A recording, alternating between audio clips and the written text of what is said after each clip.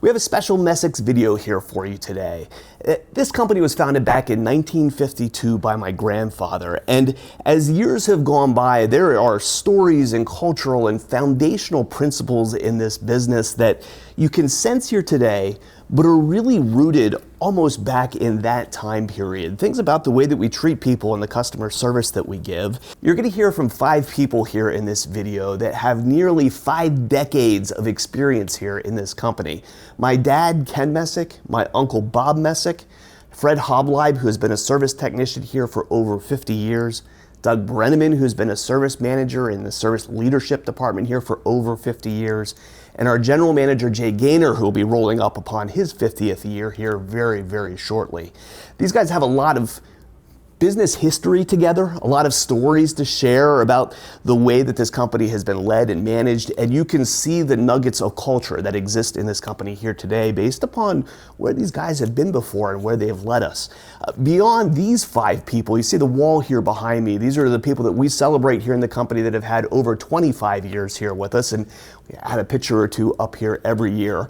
We're indebted to people in this company that help lead it properly. We're really proud to have such an awesome staff around here that embodies the way that we want people to be treated, both inside and outside the company. So join me here today. We got about an hour-long conversation of stories of the past, about how business used to be run, how things were like back in the day. I think all of us can learn a little bit from the stories that will be shared here today.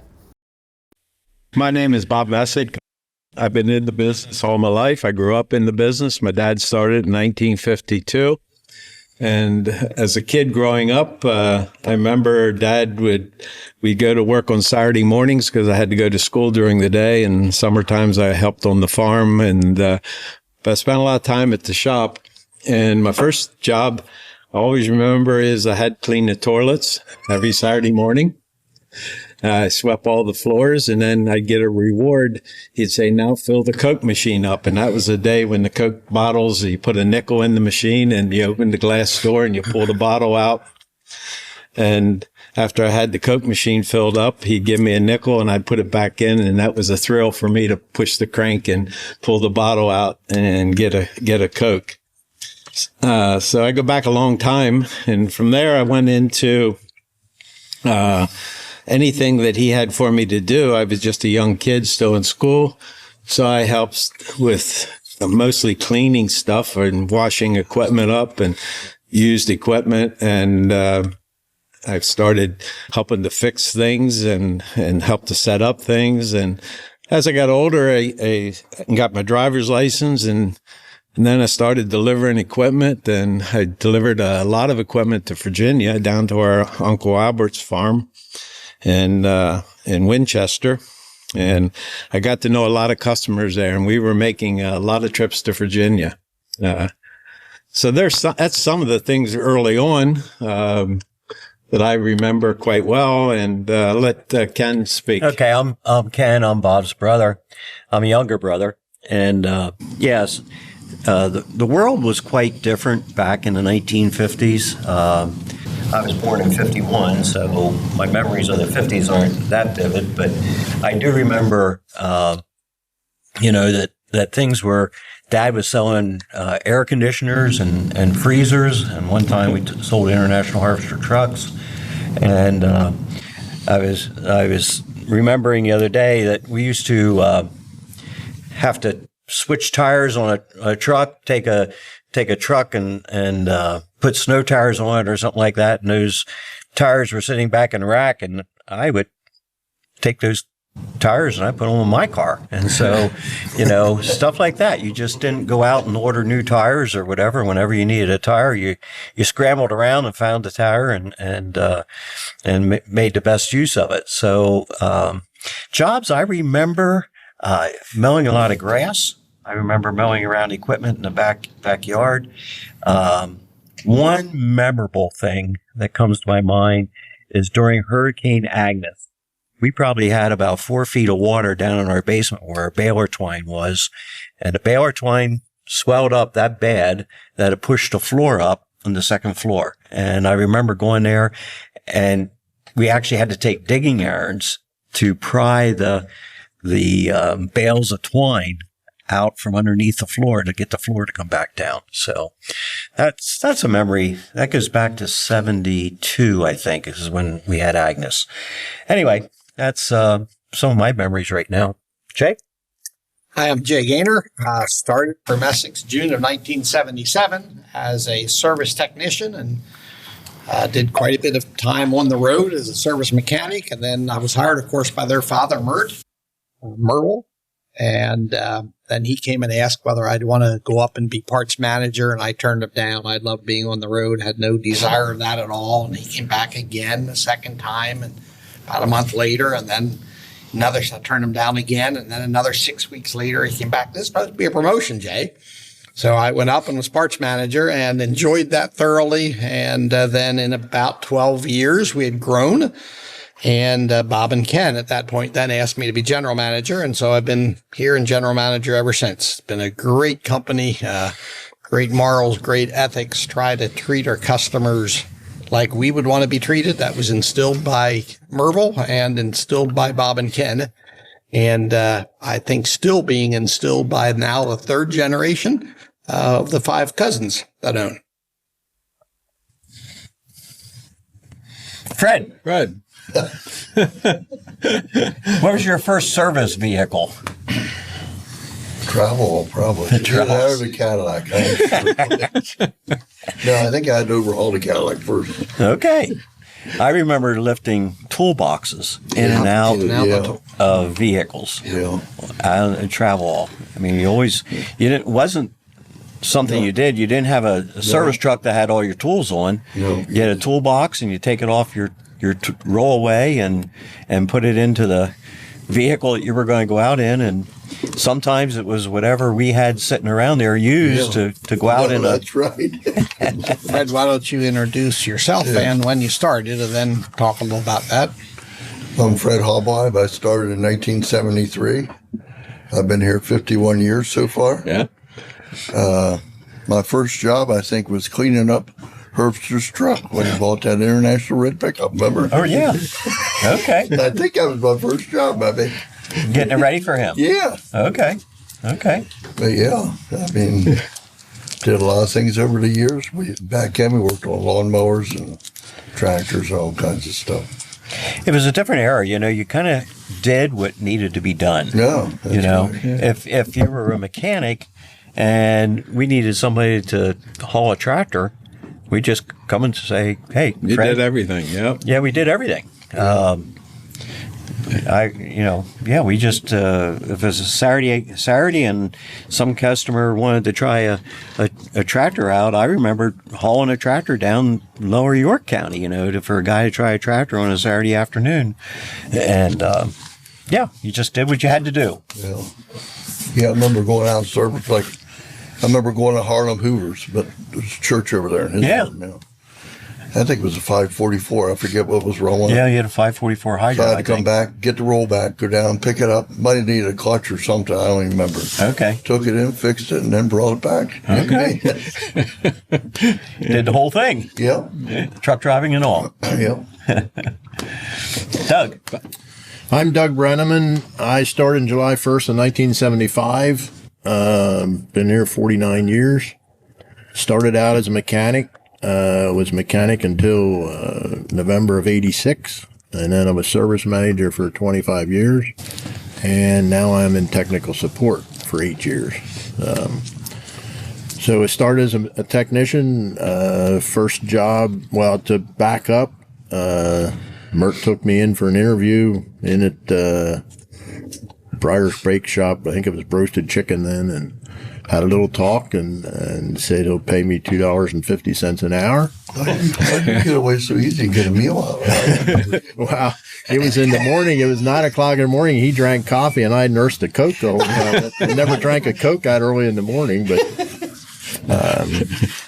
told me about all the people in the shop. There was one particular guy that the setup man, he said he's going to be ornery. You're going to have to tread lightly with him and so forth. And then when I said I'd take the job and we were ready to leave, the style then was to have your hair down below your ears, and he said, he said the guys in the shop are probably going to make fun of you. He said you might want to get a haircut. So I did, and life was good. It was great times then. We had a lot of fun. First job was Clarence Keener had bought a new International 666 Farmall tractor, and we brought him in for 100-hour service then. And I changed oil and filters on it. And I remember I walked out there, and I was used to operating H&M and 460 tractors, and I couldn't get that thing to start to save my soul, and went into my boss and said, "This tractor doesn't start." And he went out and pushed the clutch in, and it started right now.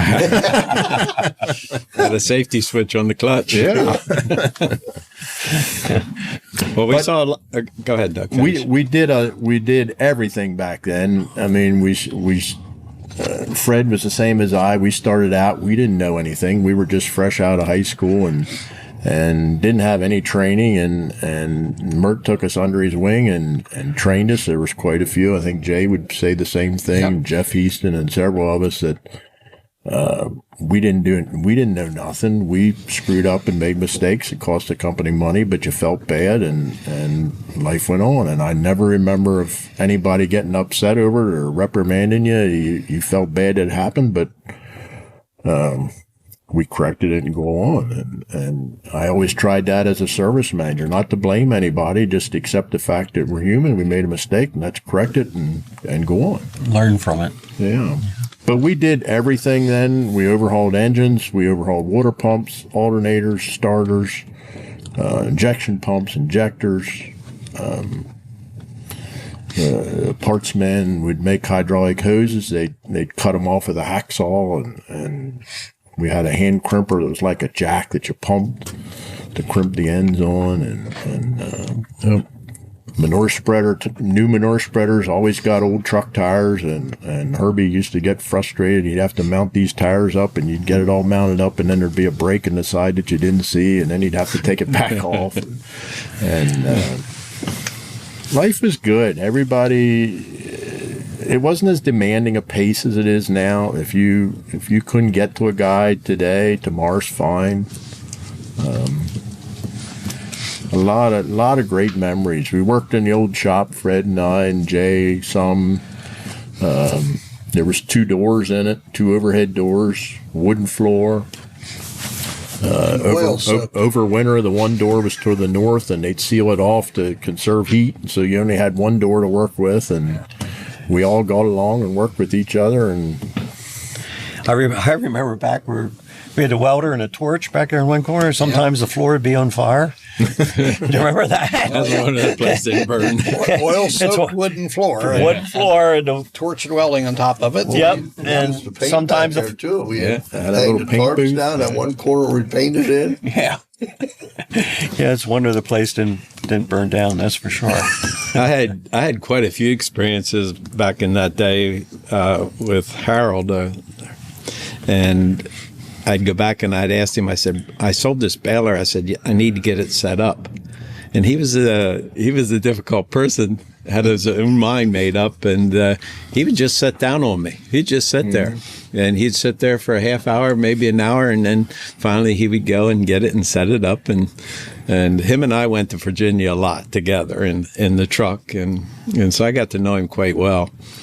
And but we got along. He was a good employee for what he was. He was a special needs person in a way, and we sort of took care of him and in a kind-hearted way. Yeah. But your dad actually took him in when he was 12 or 14 years old. Yes, yes. And Harold and I were in school together and sitting in 7th grade, and he was struggling tremendously at school. And I remember the teacher just said, hey, if you're not going to do what I tell you to do, you can get up and walk out. And he got up and walked out and never went back. And then he ran it. My dad found him and knew that this was a special needs person. So Dad really took care of him. He got married and he had a good life. Unfortunately, he passed away early, but what he had. I think he had the best he was going to get working for us. He couldn't read. He could not read. No. He'd look at the pictures in the setup book, and that's how he put stuff together. Yeah. Now, He really struggled if he was putting a wiring harness on or hydraulic hoses. I helped him a lot at that time. But. Yeah. He also had a very short fuse, and so we all were warned. Doug said about being warned when he was hired. Mert did the same thing to me, and you just if he got upset to put something together, the hammer would fly, the crowbar would fly, and there was notches in the concrete, and yes, words would fly that you don't want to hear. Well, he threw a wrench through the window one time. Probably, yeah. Wouldn't surprise me. Yes. But there was a lot of good times that we had back in that day. But the thing that amazes me the most is how we came from selling Super C tractors to selling the equipment we're selling today. How much change there has been in technology is just amazing. And so I'd say that's probably one of the biggest things that I would see in the business is the change that forced us into moving to the Reams exit after we were up on 230 outside of Elizabethtown. When we were up there and Dad would send me to Lancaster, I was scared to go to Lancaster because I was never in Lancaster before and it was so far. I didn't know about it. So our trade area back in that day was probably 15 miles, Hershey, Mount Joy, and Marietta, and that was pretty much it in Dauphin County. And well, there was oodles of dealers around. I mean, I have a list over there of all the IH and the New Holland.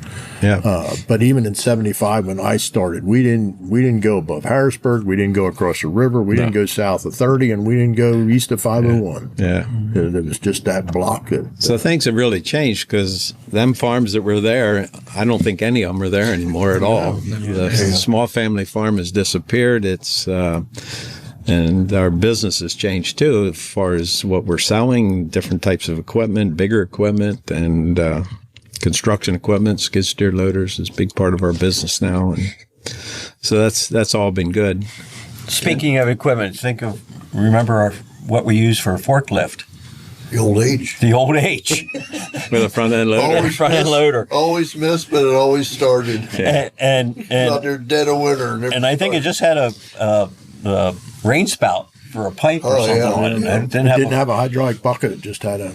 And I remember we used to lay balers over and hay binds with it, and Harold would get out 2 big truck tires and leave them flop, boy, you'd push that little hydraulic lever because it would just collapse, and you just feather it, and then all of a sudden you got over center and flop, down it went on tires, and that's how you turn. We used to lift the cabs off. The first tractors we put year-round cabs on, we do them out the dock. That's right. Pull the H up on top, back the tractor in, lift the cab up, drive the tractor out, because you couldn't lift that high, you know what I mean? Yeah. Inside that shop. Yeah. I guess cabs now are all factory installed. You don't even think about putting a cab on a tractor. Well, except for little Kubotas. Yeah. Yeah, how many years did you work in the parts department, Bob? When I started, you were in the parts department. I was in there a long time. You and Dean were in there? Yeah.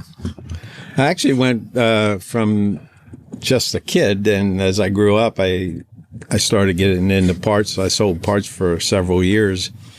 And after I sold parts for several years, and then I went into sales. I was selling parts and sales, and then I went into sales pretty much. You were in the parts department. Your mom and dad were in the office. And Mom did the payroll. Mary was Mary. Yep. Mm-hmm. Yep. And then Bob Gantz, he was the salesman. Yep. And then, was it Marty Moonwalt, the old Marty Moonwalt? Yeah, Marty He Moonwalt. drove that old blue Buick or whatever for his sales vehicle. Yeah. Well, when I turned 16, Dad bought me a 53 Chevy car, used. Back in that day, it was used. And it was so beat up, he painted it gray with a brush. Didn't spray it, painted it with a brush. And I had it, and it used oil. It smoked like crazy. So he said, when we're not using new oil, he'd take we'd drain the oil out of a Farm All H. I'd dump it in a 53 Chevy. And that was my first car. that talks a little bit about Mert. Mert was very much a penny pincher. You know, you make money by saving money, and if you walked out of your office or out of the parts department, even he'd flip the whole row of lights off, and hey, I'm still back here. You know, flipping back on. So he just was very, very conscientious of not I remember spending that money. being at Reams exit there, and you'd be underneath a tractor working, and all of a sudden it would get dark. And you'd look up, and there he's headed from the office there towards his office, and he'd turn the lights out. He'd say, "It's summertime, the sunshine. You don't need lights." And he'd turn the furnace off about end of April or so. He'd turn the furnace off, and we wouldn't have no hot water. You washed your hands in cold water. And maybe in November he'd turn it back on, but. Well, that all came from growing up in the Depression. Yeah. And I was telling Ken the other day, you know, we'd get frustrated back then, but in the 80s, business was rough. I mean, interest was high. We had a couple dry years. We had commodity prices were down, and ag was pretty bloom. And he got us through it. I mean, we drove around in $200 service truck, pickup trucks, and Travel meat wagon. Raises came very slow, and he was of the Depression era, and I told him a year or two before he died, I said, I am very thankful for what you did, because you pulled Messick Farm Equipment through that, and there was a lot of dealers that went belly up in that era because they couldn't manage money. Well, he was a good dad and a great father and a good trainer. Yep. And had most respect for him, and I think he had a lot of respect for me. So it's been good. So when I got out of college, I think one thing about Dad, though, when I got out of college, he didn't trust technology at all. So International Harvester was coming out with a new parts inventory program. It was called SPIM. Yep. Service Parts Inventory Management. And we had 2 little cassette tapes, and of course, International Harvester required you to do that, and that's how you had to submit your orders. And it had an accounting program with it, and I had some accounting skills from college, and so during that time, you know, I'd run a parts order, and he'd want to look over it, and then when it came to accounting, I would get the accounting, all the programs. But during that time, he was running his own separate set of books. He didn't trust it, and so I bet for 5 years he continued to run his own books, and yet everything that was coming off the computer, well, at that time it was paper and faxes and stuff like that. But anyway, he just didn't trust technology. You know, just liked his old way and a pen and a pencil. And So that was after the card thing. Yeah, that. The wheel index. No, the wheel deck. Yeah, that was after. Yeah, because I remember they used to, every time you use a part, they put a Flag on it. Little flag on it. Yeah, Order that it. event, I guess, was it once a week or something? You used to go back, Once- pull the thing Flag off out, and order yeah, all do your an parts order. back in that you used. Yep. He had different colored flags. Yeah. One is if it was out of stock, and then one, you know. Kept low in stock, and one if you wanted it for a stock order. Yeah, I It was- remember they had that thing. But Well, it's seasonal too. Yep. If it's And a they'd go seasonal through part. once a week and go through that and write them numbers down and order them, decide whether you wanted to order it. But if you keep going back, so like Grandpa started the business in 53. 2. Or 2. 2 started 3. Well, that's what I find interesting. For years when I first started, I'd go to him or we'd be talking, and I'd say, "What year did you start in business?" He'd say, "I don't know. It was in the 50s." And then it would go a year or so later, and I'd ask him the same question again. "I don't know. It was in the 50s." So I think it's a toss-up. We're assuming it's 53, but 52, 53, somewhere in And there. what are like the earliest memories of that like? I was just a kid. I was like in 2nd grade. I don't remember building it. I remember you'd have been seeing it. 7, so. Yeah. I mean, it's You remember when the truck crashed through the showroom? Yes, Oh, I yeah. do. It was before me, but I remember seeing pictures of it in the newspapers. Yeah. Big tractor trailer back, I think, was laying it through, right? Well, when Dad first built the building in the beginning, the 52 or 53, is that was just a rounded roof building, that front. Then they added that front brick showroom on. And once over the weekend or Friday night, this tractor trailer truck was coming up 230 and ran off the road and crashed right in. It hit that. There was a Ford sports car sitting there. The apartments upstairs, people lived in. And there was 2 cars there. This truck hit that Ford sports car. It was a Mustang. A Mustang, yeah, I think it was a Mustang, and it just smashed it. Looked like you could put it in a wheelbarrow. I mean, if anybody had been around, it would have killed. I mean, you would have never stood a chance. Yeah. And then the tractor trailer sort of went off on an angle, and then it dumped sideways into the showroom, and it was hauling paint powder. Right. And it was like flour. Like flour. Oh, my gosh. There's an additive for paint that makes the paint stick, and it just stuck to everything. Yeah, it was a nightmare. Yeah. It was in every parts bin, everything. Williams with that lawnmower just cut. Yeah, everything was in there. And I think Dick Mayer said he got one of the tractors that was in there. He had a 149 or something. Yeah. I think that was from that. That was. And I was always told there was an apartment above the building, and there was a new renters that just moved in the night before. That was their first night there. Yeah. Was it? And wake up to that. Yeah, they knew it hit. The road was a little different than back then when it 230. I mean, it was configured a little bit different there. It could have been right then and that. But he came across.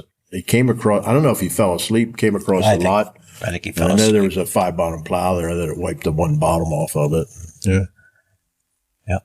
Speaking of plows, we used to sell plowshares, and I just remember stacks. Of plowshares. Yeah. Carry them out at open houses. Carrying them out. Yep. And moldboards and shins and landslides. Yep.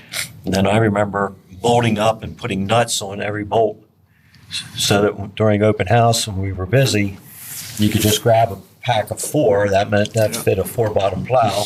Yep. And, putting nuts, bolts together and stuff. I think our plowshare stack is maybe, I don't even know where it's at.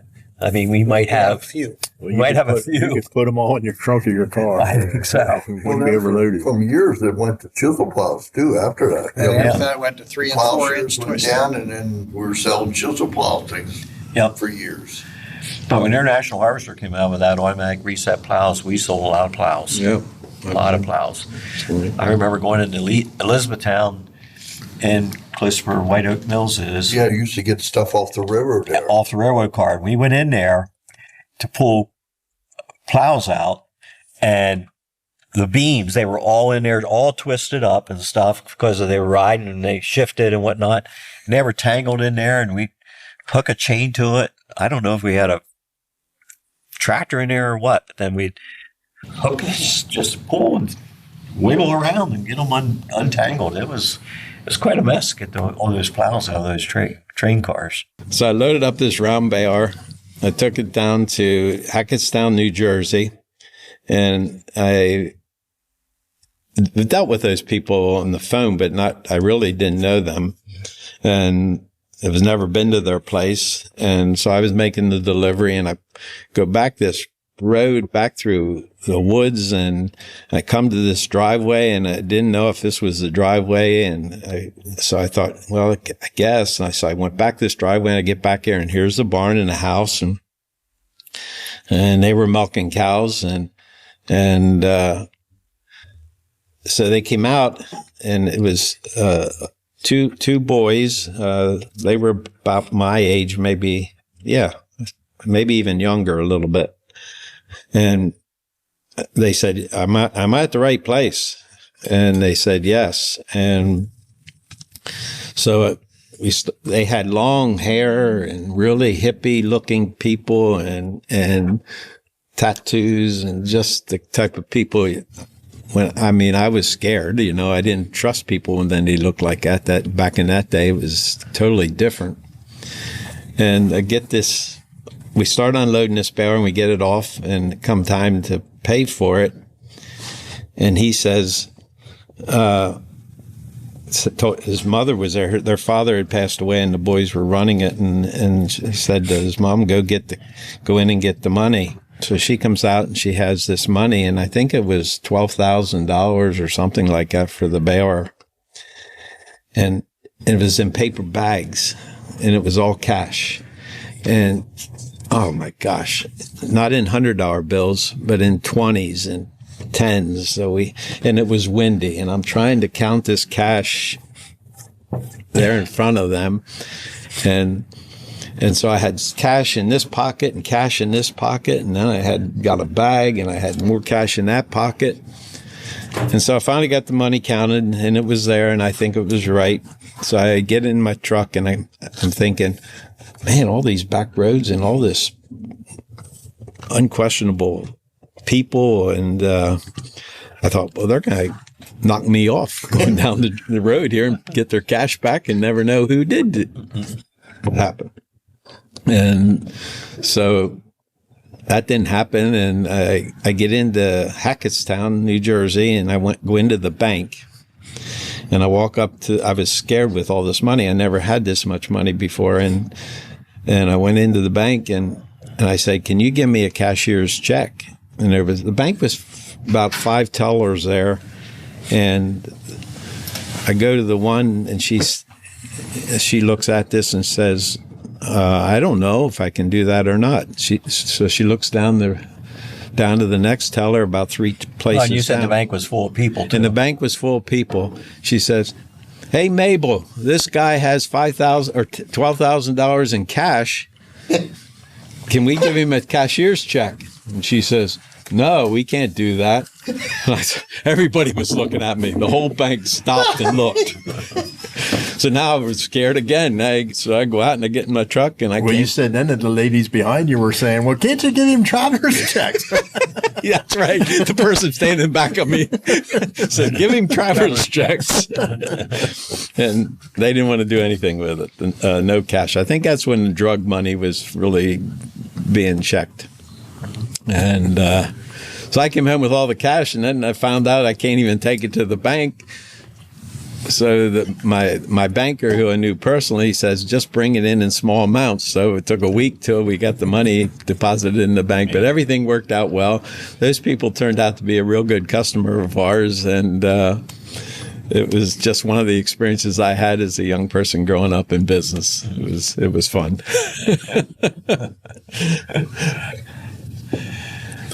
But back then, I mean, when I first started, and I have in my notes here, it was 1980 when we got a time clock in the shop. That before that, you wrote your time in, and your dad used to tell us, round it to the nearest 15 minutes because it's too hard to figure out. now we're down to the hundredth of a second. Yeah. But us as mechanics in the shop, we had a clipboard with a work order on it, and you would take it up to parts, and they would handwrite each part number you took on that work order. And then somebody went through and took them numbers and took them off your card file on the wheel. Right. Yep. And then your mom was in the office, and then she had a big price book. I have one of them over there that's all part numbers with the list price on it. And she would look each part number up and handwrite the parts number or price in it, and then physically add all them up, and the labor on the back add up all the time. Yep. That, we get frustrated with technology today, but it would take 20 people to do what they did now. Oh, my goodness. That's right. It would take, yeah. One of the other interesting stories I remember when I was still a technician, the service manager then was Rick Whitmer, and him and I went up to Ray Espenshade in Potter County to work, and we were going up on a service call, and depending how things went, we may be staying overnight. So took a little extra clothes with us and drove up to Potter County, and it was the middle of winter, and it was so cold. It was like 9 or 10 degrees, and we're working out in his barn and changing fuel filters, servicing stuff, and it was just frigid. Well, of course, we didn't get done. And so he put us up in his house for the night. Upstairs was a bedroom he wasn't using, and Rick and I slept in the same double bed. So now we want separate motel rooms and everything. I mean, we slept in the same double bed. What was that cold? We weren't down more than an hour under the blankets. We both got up and dressed fully, put socks and everything on because we didn't have enough blankets. Back in bed again. And then the next day we finished the job and came on home. But yeah. Well, I remember going up to him one time. I had to take the big truck, and I put brakes on his 766, and then he had a 1486 that he was demoing or whatever from us, and I was supposed to bring that back. And I was looking at my notes here. It was a Friday night. Came down through Dolphin, and had this truck. It had the old pug nose rollback, and I thought it was over height, and I went to downshift to go through that underpass at Dolphin. And the transmission in the top shaft in it locked up, and it cracked like a cannon. The whole clutch exploded, and I got through the bridge and got down there a little ways, and my wife was with me. We weren't married very long, and I walked back up. It was a rough neighborhood there. Walked back up. We didn't have no cell phones or nothing. And I made a collect call to my mom. I said, I'm stranded up here along 322 at Dolphin with a big truck. I said, call Bob or Ken and have them come pick me up. And I walked out of that house. I didn't know if she got you or not. And after a while, Ken was driving the T-Tag and you were with Woody Flowers. Okay. And he backed his rollback against our truck. And his was a cheaper model rollback, and it didn't have the stand that went down, and we didn't know what was going to happen. And I get up and drove this tractor across. We didn't know if it's going to fall over or not. Somebody asked me one time if Ken and Bob are different, and I said, well, I'll tell you how different they are. I said, I went to drive this across, and Bob's standing on one side, and I just put it in gear, and he knocked on the window, and he said, hey, if that thing goes off, he said, you'd bail out. Okay. So put it in gear again and went to start. Ken's on this side, and he knocks on the window. And he says, hey, if that thing goes, you stay in there and ride it out. But it all worked out, and we ran it across and tied it down, and he made a UE there in 322, and we hooked a T-tag to the rollback, and I had to hold the clutch in, and we just had a long chain between us, and we drove that thing the whole way down to our old shop. And I'd say if you want something exciting, you do that sometime. And keep one foot on the brake that you have tension on the chain, and hold the other clutch pedal in the whole way from there, and not get any leg cramps. There's no way I'd do it today. We went down through Middletown and Steelton, probably, didn't we? Well, Doug and I were talked trying yesterday. to talk about that. I think we went down Front Street. Or Front Street, yeah. Yeah. And I remember Tony with the T-tag and just trying to keep the tension on the chain, right? Yeah. And of course, when it wasn't, it'd get a little slack and bam, Was that the rollback that the clutch really, really pushed hard? It was the old cab over, probably, right? It was the old cab over. Yeah, we had a couple of them. It had a gas engine. Yeah. It wasn't diesel. It was just a gas engine. Yeah. And I don't think they had air brakes or anything either. That was No, it had air brakes. Did it have air brakes? Okay. But I say then, we did a lot of stuff like that I say we respected our boss, and we knew he had our back, and we just did it, and we didn't question it. It was just. I remember one time it was a year Geraldine Ferraro was running for president. And I drove a 1895 Harvester up 283 and across the South Bridge to Ashcombe Farms over there, and I was coming off the ramp up there at the Keener Farm, getting on 283 North, And I heard these sirens, and I thought, man, I'm in trouble now. And here it was this motorcade with Geraldine Ferraro in it. She was speaking at the Capitol. And I told people she said if she gets president, she's going to outlaw that stuff on the roads.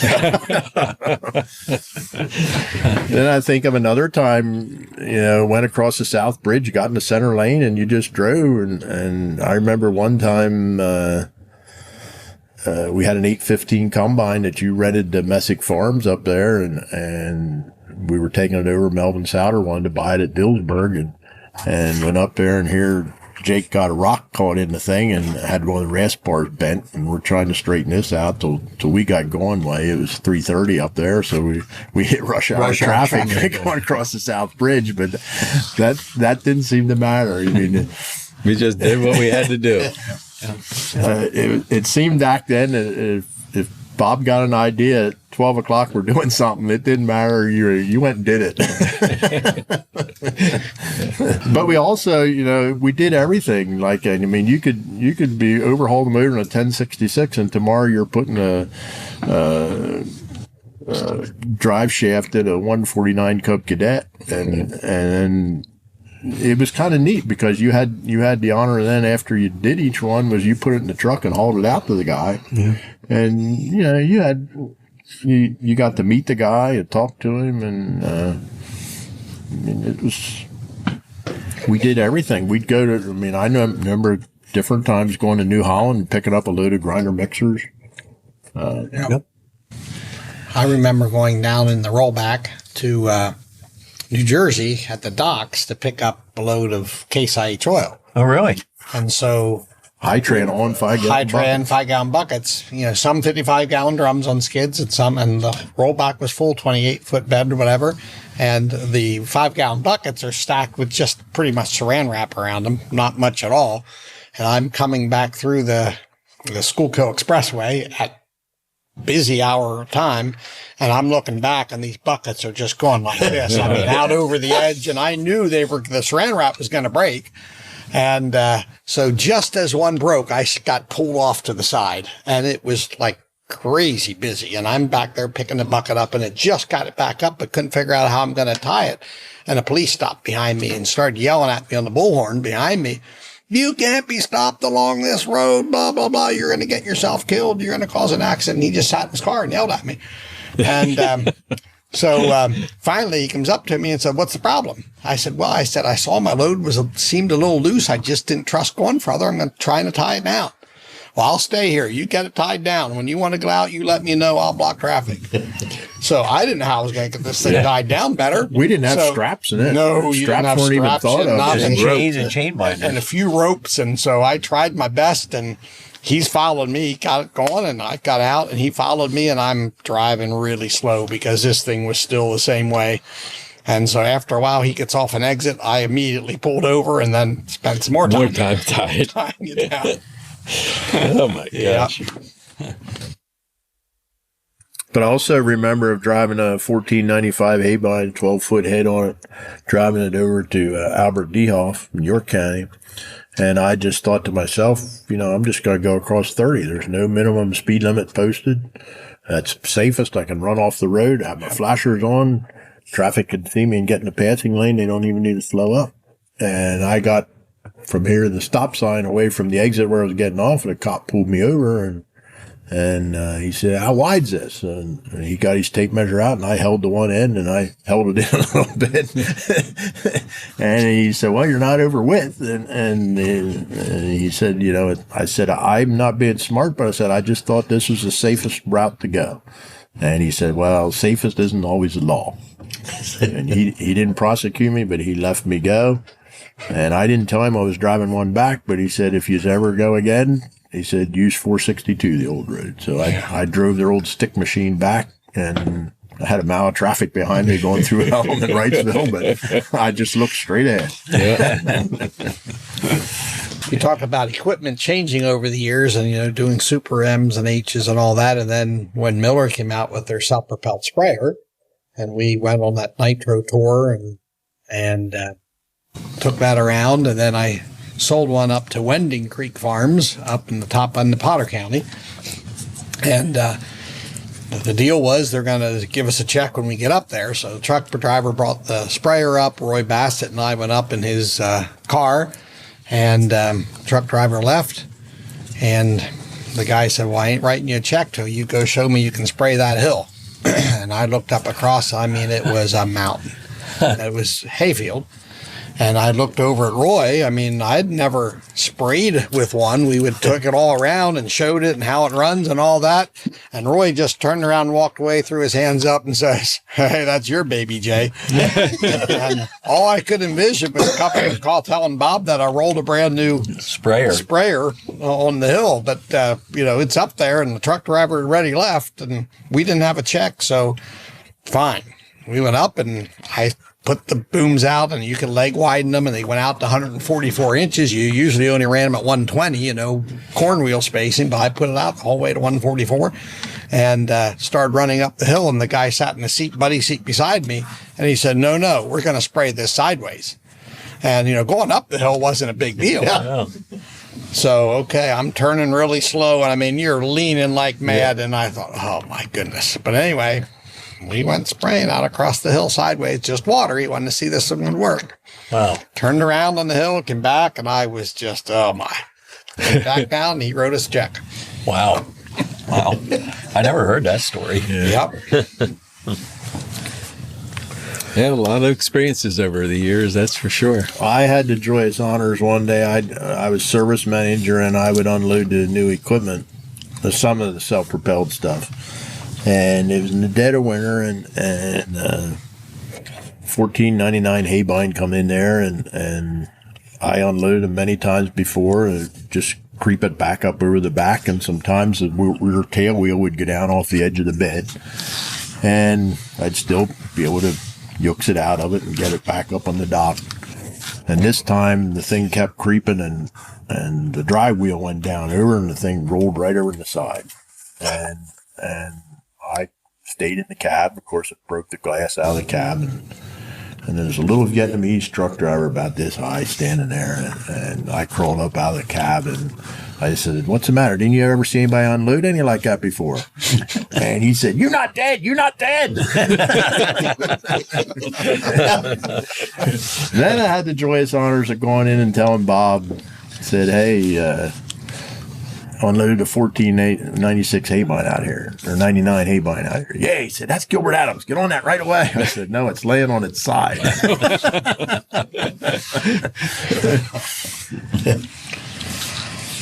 Yeah. Pancake days? Yeah. We had every year, and I think it was in January or February, Dad would have pancake days, and my mother and Mary, they would, and Charlie Dorsum, they were my uncle, they would come down and make pancakes for everybody. And then Marty Moomaw or Bob Gantz had an idea of giving away pigs, and so we got some piglets and put them in a manure spreader and fenced them in there, and if you put your name in the hat, you won these pigs.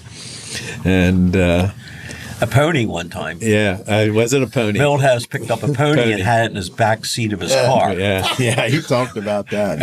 And bought it down at New Holland and came up through, back then would have came up through Mount Joy and Landisville and everything, and stop at the red light, and his pony would stick its head out the back window. And then back at the corner, back in the paint room, that's where we made a little fenced-in area, and that's where we had the pony. And there was a box back there. People could put their name in to try to win the pony. Yeah. But I remember helping Mom. We'd sit at home, and we had this thing. It was like an inker, and with cards. And we would ink the postcard that we were going to send out. And I remember sitting there at the table and just rolling this thing back and forth and back and forth and back and forth. And just. I think back in that day, it was 3 cents to send a postcard. Probably. Yeah. And of course, you had to lick the stamp. That's right. You had to lick the stamp too. There was no. Yeah. You just licked the stamp and put it on. Roll them out. But we had pancakes up the first year or two. I don't know.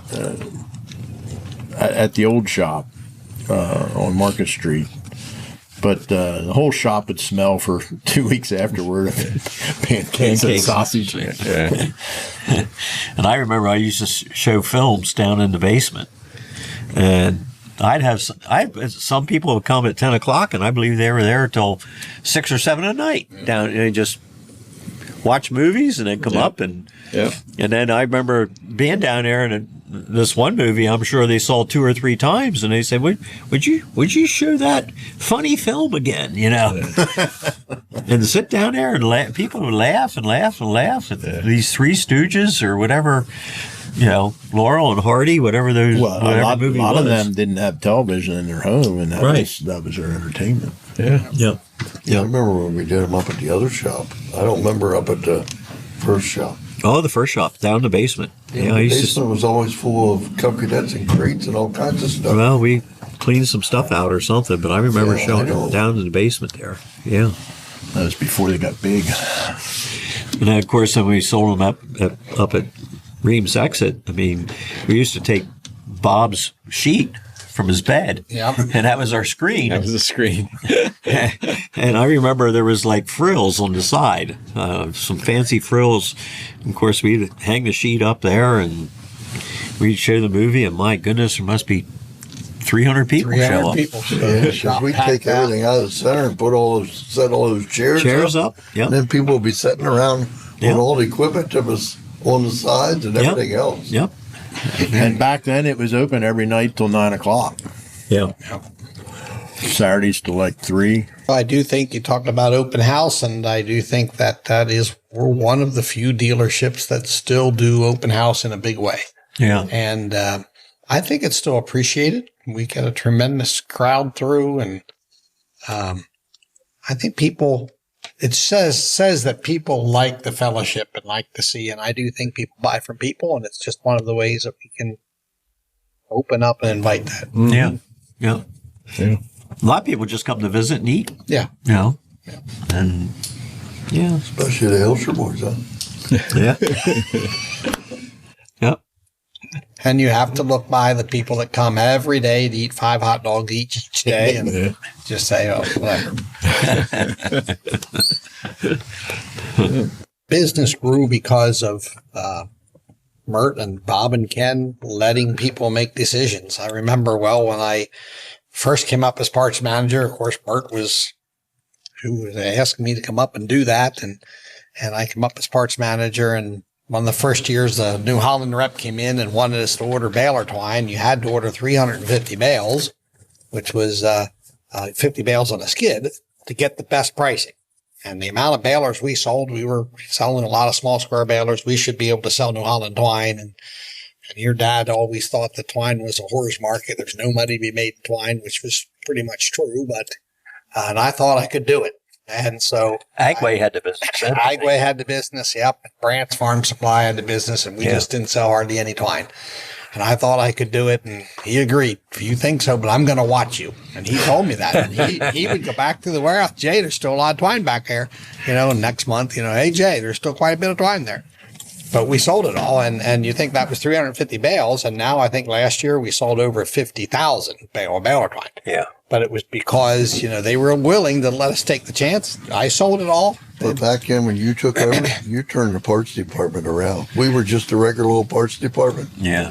But Jay really turned it into bulk sales. Yeah. Of filters, oil, baler twine, everything. You know what I mean? Yep. Yeah. But that was Mert had faith.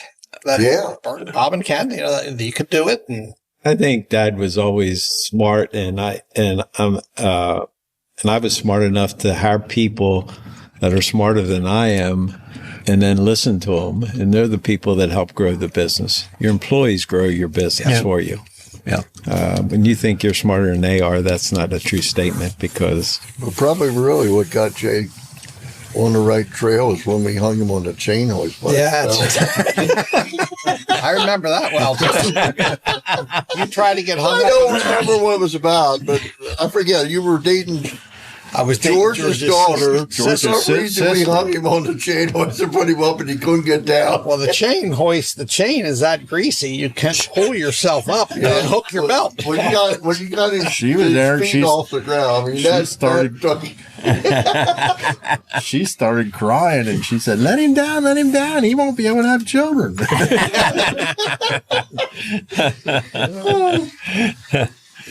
Yeah, well, another time, I don't remember what the reason was, but I was upset at Jay. Yeah. And I glued his toolbox lock shut. Super glue in the snap-on toolbox. lock. It wasn't so. It was Craftsman then. I forget what I was upset about.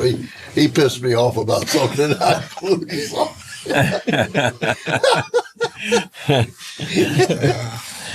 But I say, I keep saying it, that life was good back then and we had a lot of fun. And for some reason, we would gather up front. I mean, at the old shop there, the first years I was there, and we'd gather there at the parts counter. We never got started before 7:45. We were always there at 7:30, but for some reason, your dad would always talk to us.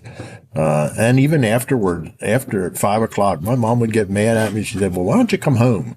And we'd always talk and chat around and for a half hour after 5 o'clock. And We always ate lunch together too. yeah. Remember up there in the showroom, we had a line Yeah, of don't chairs. tell me about the time when I fell asleep. They let me sleep. Oh, yeah. We were there eating, and Fred was sowing his wild oats in, and he'd get in late at night, and he just fell asleep. And I remember we all said, "Hey, let's just let him sleep." And he fell asleep there, and we went back to work. And then Bob came through and said, "Where's Fred at?" And he said, "He's up there sleeping." Well, I'm gonna wake him up.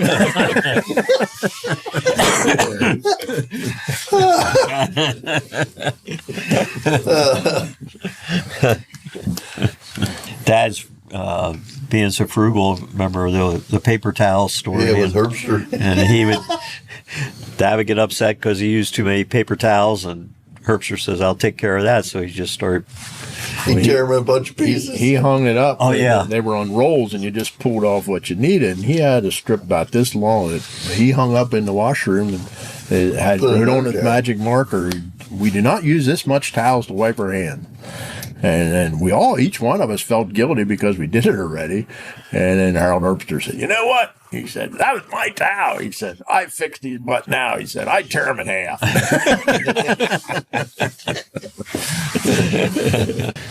But we used to always close on Easter Saturday. Whole business would shut down, and the first Saturday of small game in November. First Saturday, Yeah. game. Yeah. Small game hunting. And I remember asking your dad on Easter Saturday, why would we do that? Why don't you close Friday for Good Friday? And he said, if you bring a note from your pastor, he said, you can have off on Friday. So if you're going to church, You're going to church? you could have off. Yep. Well, I think that was as far as all the years I've been in business, the customer was always first, and you always made the customer want to feel like he was welcome into your business, and always had the motto, if it's not right, we'll make it right. And I think we still have the same attitude today, that it's got to be right. If it's not, we make it right. And so that's something that Dad had instilled to me, and I think to Jay and to Doug and to Fred and to all our employees, that have the attitude that we do it right, or if we don't do it right, we'll make it right. Yeah. And that still stands today.